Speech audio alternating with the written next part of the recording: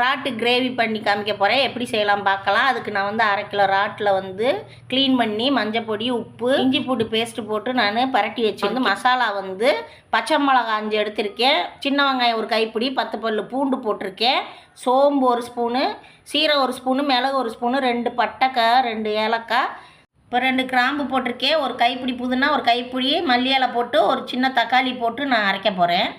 இப்போ சட்டியில் தேங்காய் எண்ணெய் ஊற்றிருக்கேன். அதில் கல்பாசியும் அன்னாச்சி பூவும் போட்டு பொரியுது. பொரிஞ்சதுக்கப்புறம் ஒரு பெரிய வெங்காயம் பொடியாக நறுக்கி வச்சுருக்கேன், ஒரு கொத்து கருவேப்பிலையும் போட்டுட்டு 2 பச்சை மிளகா போட்டு வதக்கிக்கிறேன். வதங்கிருச்சு. மசாலா ஊற்றிருக்கேன், உப்பு போட்டிருக்கேன், 1/2 பவுல் தண்ணி ஊற்றிருக்கேன். நல்லா கொதித்து எண்ணெய் பிரிஞ்சு வரட்டும். பிரிஞ்சு வந்துருச்சு. நான் க்ளீன் பண்ணி வச்ச ராட்டை சேர்க்குறேன். கிண்டி விட்டுட்டு ஒரு 5 நிமிஷம் வேகட்டும். வந்துருச்சு. லெமன் ஜூஸ் ஊற்றிருக்கேன், அடுப்பு அமர்த்திட்டேன். இப்போ ராட்டு கிரேவி பண்ணியிருக்கேன். நீங்களும் செஞ்சு பாருங்கள். லைக் பண்ணுங்கள், ஷேர் பண்ணுங்கள், சப்போர்ட் பண்ணுங்கள்.